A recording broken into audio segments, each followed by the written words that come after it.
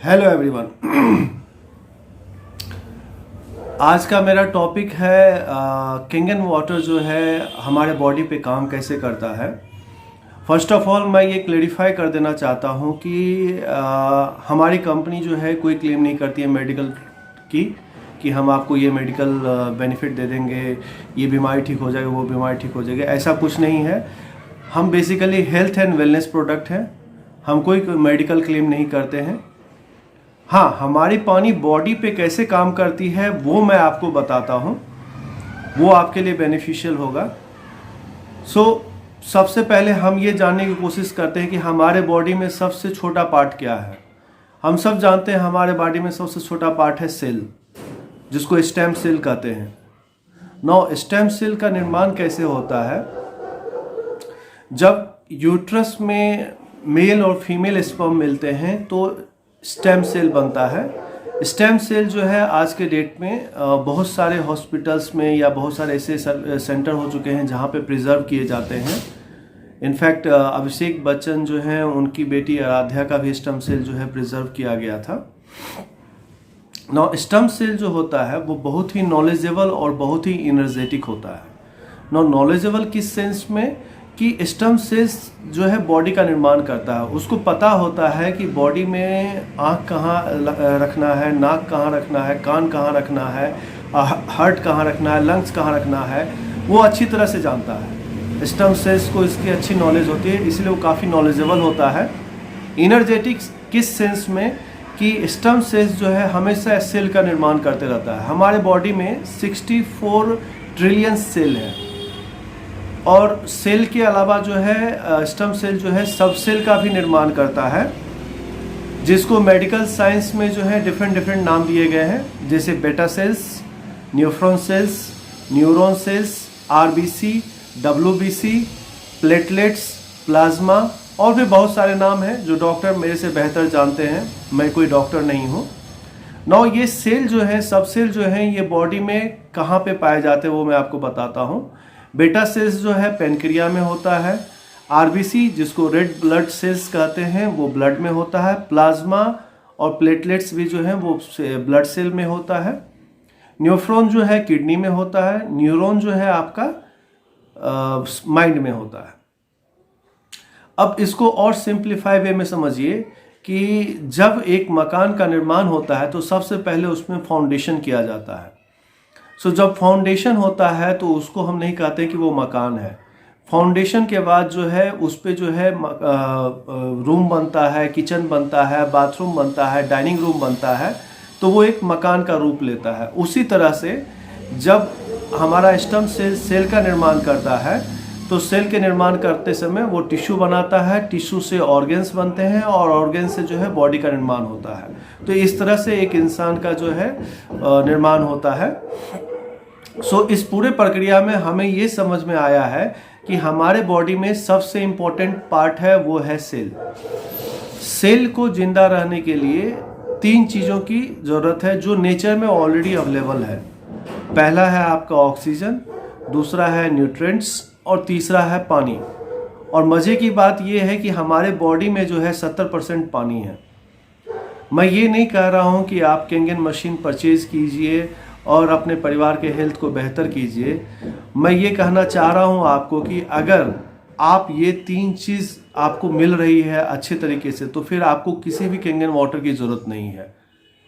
First, oxygen, अच्छे level का oxygen, good environment आपको चाहिए। सेकंड, न्यूट्रिएंट्स बोले तो फल फूल कण जो है भगवान ने जो बनाया है, नेचर ने जो दिया है वो। थर्ड, आपका पानी बोले तो 7 pH का पानी होना चाहिए विथ गुड TDS।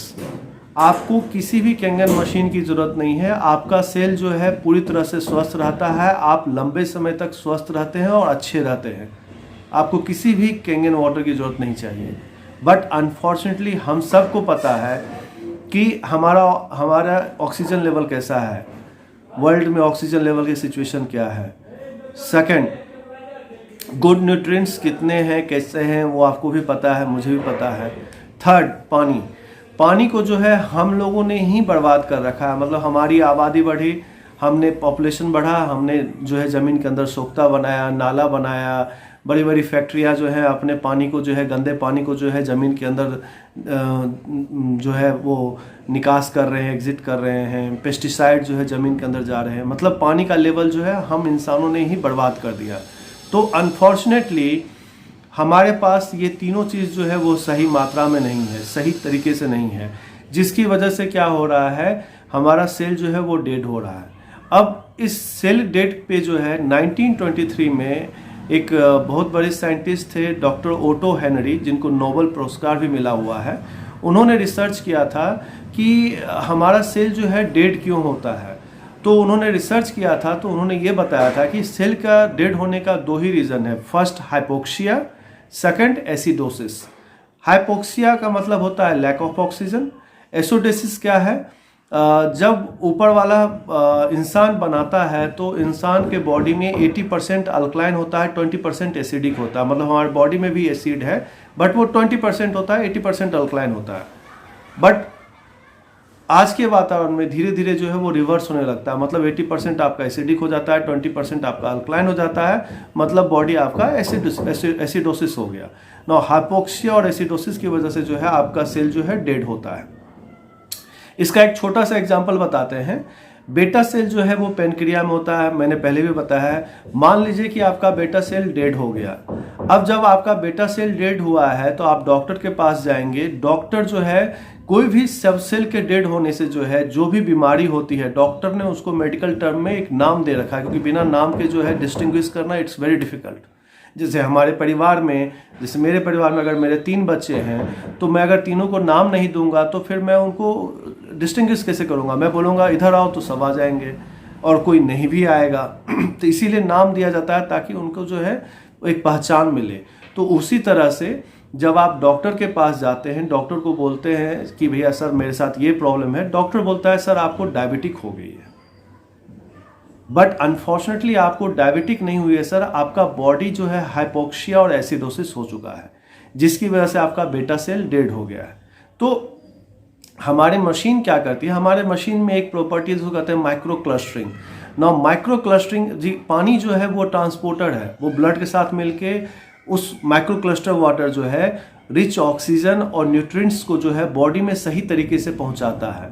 अब ये जब सही तरीके से पहुंचाता है तो उससे प्लस पॉइंट क्या होता है, आपका जो बेटा सेल्स है, बेटा सेल्स जो है वो रिवाइव होता है, मतलब बैक टू ओरिजिन होता है। जब वो जिंदा होता है तो फिर पैनक्रिया ठीक होता है और फिर आपका अपना खुद ह्यूमन बॉडी जो है उस पर रिस्पॉन्स करना शुरू होता है और डायबिटिक खत्म होते हैं। तो ये बीमारी जो खत्म होती है, ये काम कोई और नहीं है, हमारा खुद का बॉडी ही करता है। बट उसको वो इन्वायरमेंट चाहिए, वो पॉजिटिव और हेल्दी इन्वायरमेंट चाहिए। वो इन्वायरमेंट जो है हमारी मशीन देती है, जिसकी वजह से होता है। अब देखिए सबसे बड़ी बात है कि 2 तरह की बीमारियां होती हैं। एक होता है वायरल इन्फेक्शन, एक होता है मेटाबॉलिक डिसऑर्डर। वायरल इन्फेक्शन क्या है, वायरल इन्फेक्शन जैसे सर्दी खांसी जुकाम ये सब हो गया, या फिर कोविड आज के डेट में है। तो वायरल इन्फेक्शन में आप जो है किसी एलोपैथी डॉक्टर से कंसल्ट करते हैं, मेडिसिन लेते हैं। बट अगर आपका मेटाबॉलिक डिसऑर्डर हुआ है तो उसके रीज़न 5 रीज़न होते हैं। 5 रीज़न से मेटाबॉलिक डिसऑर्डर होता है। पहला आपका सोच, सेकंड आपका खाना, तीसरा आपका वातावरण, चौथा आपका फिजिकल एक्टिविटी और 5वां पानी। अनफॉर्चुनेटली आप अपने सोच को नहीं बदल सकते, ये प्लस माइनस होते रहेगा। खान पान जो है, खाना जो है आपको पता है आज के डेट में कैसा है। फिजिकल एक्टिविटी कितनी होती है वो हमें भी पता है। और चौथा जो है आपका वातावरण, वातावरण में कैसा ऑक्सीजन लेवल है वो हमें भी पता है। बट जो 5वां जो है पानी, जो हमारे बॉडी में 70% है, आप अगर इसको चेंज करते हैं तो फिर आपका प्रॉब्लम सब सॉल्व हो जाता है। वो कैसे होता है वो मैं आपको और बेहतर तरीके से बताता हूँ। होता क्या है, जब आप हमारे मशीन का पानी पीते हैं तो ये क्या करता है, आपके बॉडी में जो है आपको हमारा 3 प्रॉपर्टी होता है, माइक्रो क्लस्टरिंग, अल्कलाइन और तीसरा एंटीऑक्सीडेशन। नाउ सेल को जिंदा होने के लिए इलेक्ट्रॉन चाहिए। हमारे एंटीऑक्सीडेशन पानी में जो है रिच इलेक्ट्रॉन होते हैं। वो क्या करता है, वो सेल को जनरेट होने में हेल्प करता है। Second, alkaline. ना हमारा बॉडी जो है एसिडोसिस हो चुका है, अब एसिडोसिस से अल्कलाइन आने के लिए तरीका क्या है, आपको अल्कलाइन वाटर पी रहे हैं जिससे आपका बॉडी जो है अल्कलाइन होता है। तीसरा एंटी माइक्रो क्लस्टरिंग। ना माइक्रो क्लस्टरिंग क्या करता है, आपके बॉडी में सही तरीके से ऑक्सीजन और न्यूट्रिएंट्स को हर जगह पे सही तरीके से सही अमाउंट में पहुंचाता है। तो इससे फायदा क्या होता है, जब ये तीनों प्रॉपर्टी बॉडी के अंदर जाती है और जब ये डिफरेंट पार्ट पे काम करती है तो आपका WBC सेल जो है वो बढ़ता है, मतलब वाइट ब्लड सेल बोले तो इम्यूनिटी, आपकी इम्यूनिटी स्ट्रांग होती है। इम्यूनिटी स्ट्रांग होने से क्या होता है, आपका जैसे ही इम्यूनिटी स्ट्रांग होता है आपका डाइजेशन सिस्टम ठीक होता है। डाइजेशन सिस्टम ठीक होने से क्या होता है, पैनक्रिया ठीक होते हैं। तो जिस भी ह्यूमन बॉडी में आपका इम्यूनिटी सिस्टम ठीक हो गया, डाइजेशन सिस्टम ठीक हो गया, आपका पैनक्रिया ठीक हो गया, वो ऑटोमेटिक बॉडी खुद ब खुद उस हेल्दी इन्वायरमेंट में बैक टू नॉर्मल होता है। मतलब हमारा शरीर बच्चा हो जाता है, मतलब हमारा शरीर जो है बैक टू ओरिजिन में चला जाता है, बचपन में चला जाता है और हमारे ऑर्गन्स वैसे ही हो जाते हैं जैसे भगवान ने हमें बना के भेजा है। तो फिर उसके बाद क्या होता है, फिर हमारी बॉडी खुद ब खुद उस हेल्दी इन्वायरमेंट में काम करना शुरू करती है और हमारी बॉडी ही उस बीमारी को हटाती है। तो हमारा मशीन जो है मूल जड़ पे काम करता है। आपका जो मूल जड़ है जिसकी वजह से जो है आपको ये प्रॉब्लम हो रही है, ये उस मूल जड़ को जो है सपोर्ट करके उसको बेहतर बनाता है और फिर आपकी खुद की बॉडी जो है वो उस बीमारी से फाइट करके उसको ख़त्म करती है।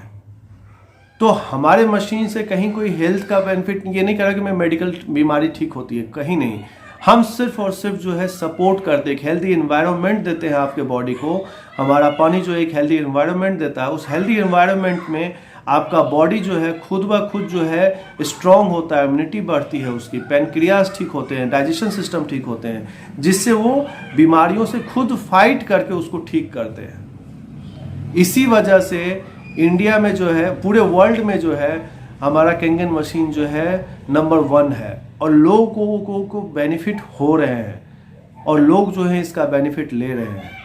तो ये पूरा सिस्टम है हमारे कैंगन वाटर का, जिसकी वजह से जो है ये शरीर को जो है बेहतर बनाता है, बेहतर एनवायरनमेंट देता है। Thank you for watching. Thank you.